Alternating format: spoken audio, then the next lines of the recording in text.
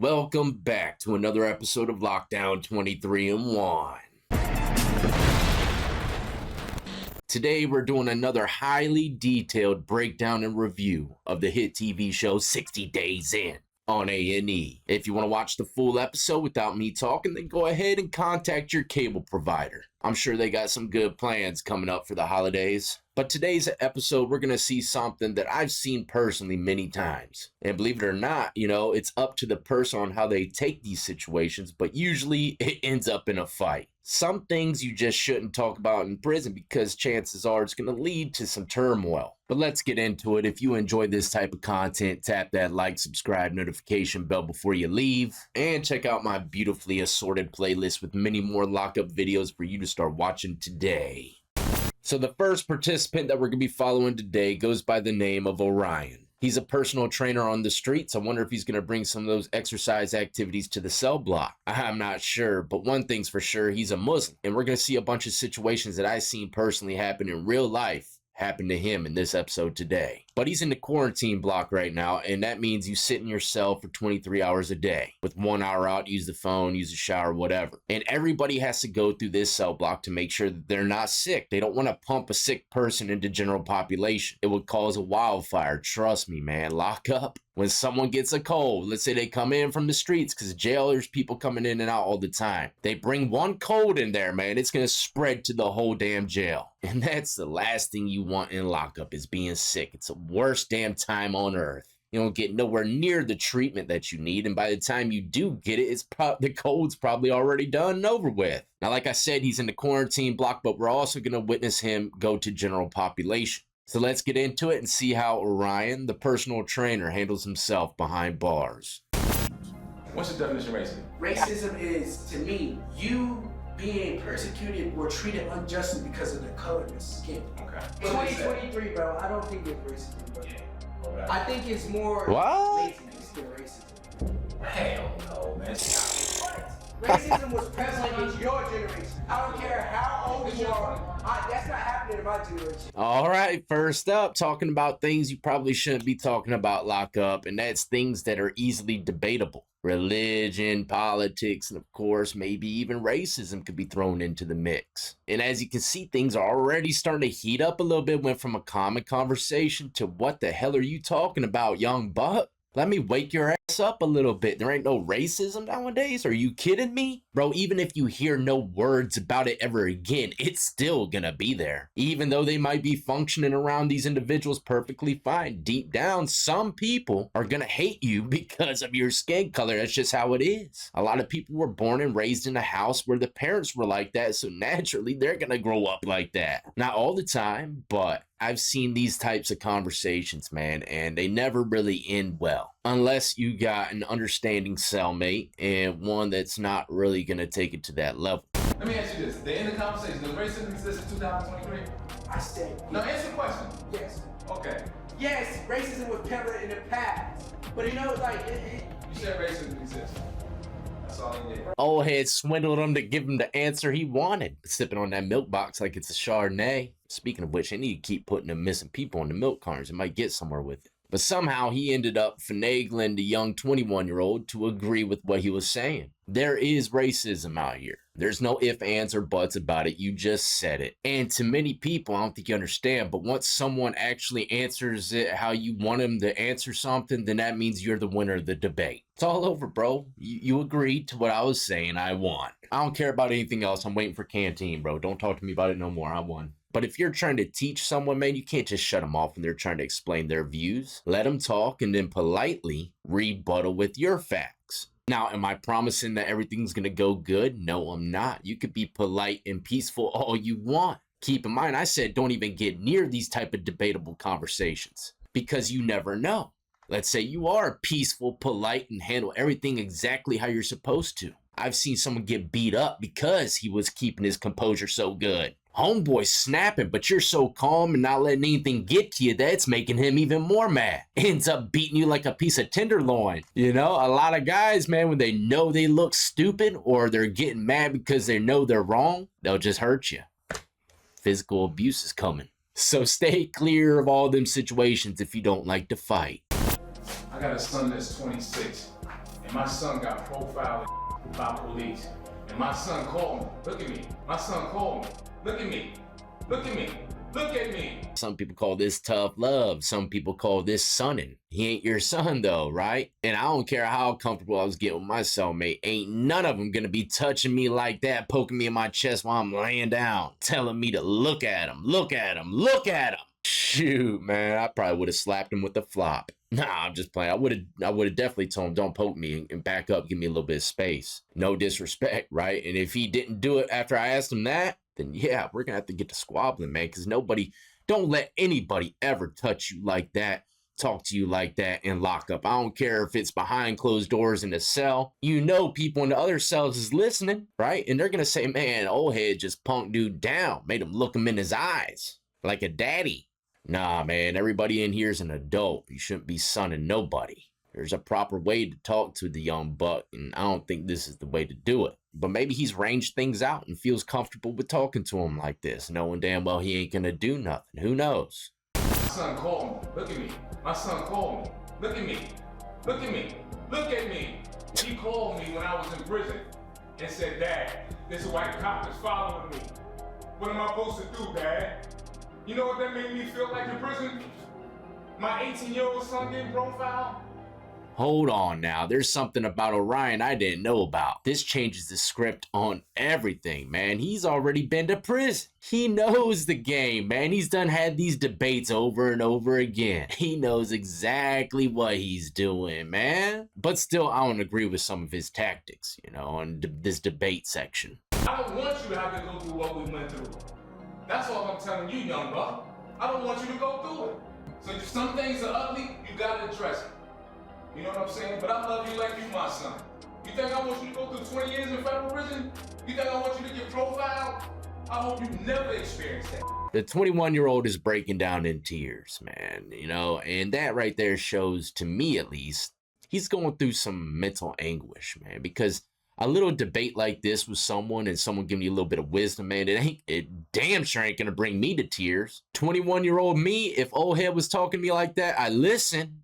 But it'd be going out the other ear. I'm waiting for the poker table to turn up. Thinking about my next state tray. I'll figure all that out when I get out, bro. He needs to teach that young buck the proper way to put his bunk together. That's what he needs to be teaching him. Because he goes into damn penitentiary like that, man, he's getting got. I'm just playing again. He won't get got. Someone's going to teach his ass real quick. Can't be running around on that gator, man. You look like you're in the psych block. I will give it to him, though. He's saying some pretty wise words, man. And it can get emotional if you're watching the episode. They played a little slow tune beat. The one that always draws a tear from nowhere. Like, you're not even that sad about the situation, but you hear the music and it just starts rolling on out. Shout out to him, though, man. Trying his hardest to help this young guy.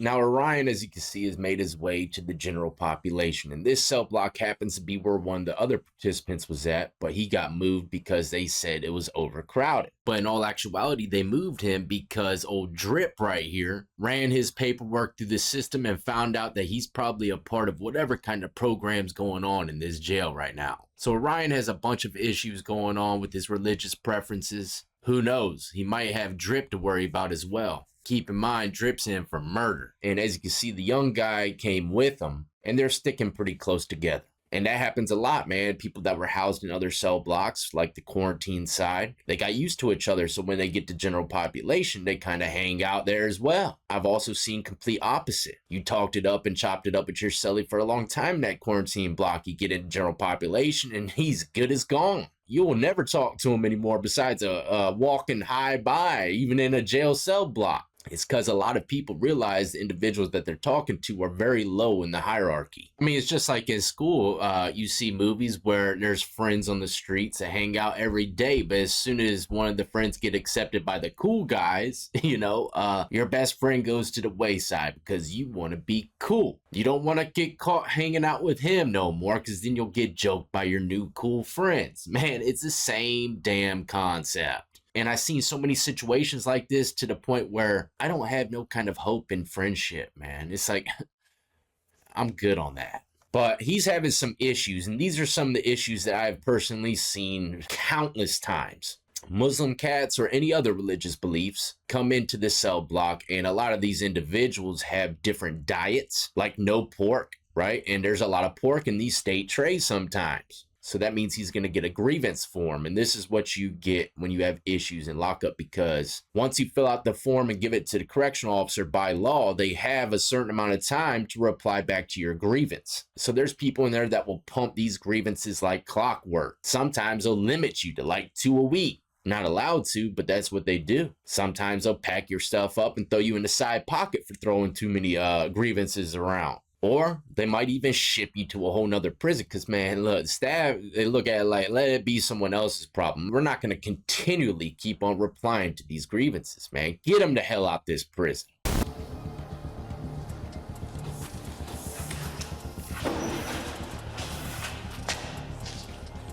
Drip.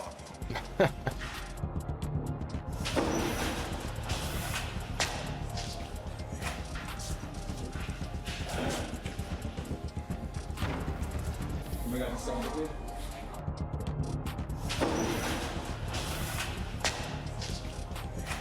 CL, can I get 2 grievance forms, please? Can I get 2 grievance forms? Never ask for 2.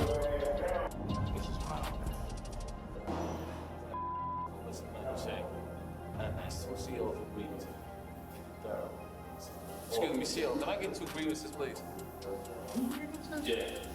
I think you only hand in one at a time. See that? See what I said? Look, you can't be asking for 2 grievances, man. 1's hard enough. But 2, yeah, the COs are like, you're doing too much. I ain't giving you none now. Look, the COs are going to look at you because they dealt with these type of individuals many times over. They're going to look at you like a complainer, a nuisance, regardless of what the issue is that you want a grievance for. It doesn't matter. That's how these guards look at these individuals. Because, like I said, they've dealt with many in the past that just write, bullcrap grievances that don't really have nothing to do with anything. They ruin it for everybody else that really has a real issue. Like, for instance, I was in Virginia Beach City Jail, and the guys I was hanging around with in the cell block, we could usually tell when someone came in new and was kind of gullible or easy to, joke and bid off. Harmless games, just makes all of our time go easier, and it's kind of like a crash course to the new guy coming in. He'll learn sooner or later, and then we'll move on to someone else that came in new. But this one guy, man, he was super gullible, and we started telling him about request forms and grievances. And he was wondering about why people were leaving the cell block. Was because they were going to a program. I don't even know what program it was because that typically doesn't happen in jail. You're pretty much stuck in that cell block. Oh, now I remember. It was gym, okay? It was a cell block where the gym was not built into the cell block, because on the new side of that jail, they had like this rec room. But the other part, you had to literally walk through the hallways to get to the little outside courtyard to do your rec. And it was very rare that we got to go there, but we did. And this guy was wondering where everybody was going, and he couldn't go because you had to sign up for it in advance. If you were asleep or something, when the CO came around and said, rec call, who's going? And you didn't sign up for it, when they come around to get the people, you ain't going. So when we got back, we came up with the spiel of telling him that we went to the pool room, swim some laps, right? And he was like, man, I want to go to the pool. How do I sign up? We told him, you got to have to write a request form or a grievance, right? So turns out he fills out both of them. And then a few days later, after the paperwork goes through, Sergeant comes into the block, right? And he comes directly to Homeboy's cell. And everyone's looking at him like, what's going on? Why is the sergeant talking to the new gullible guy, right? He leaves, and then the gullible guy comes out and says, bro, there's no pool. Ah!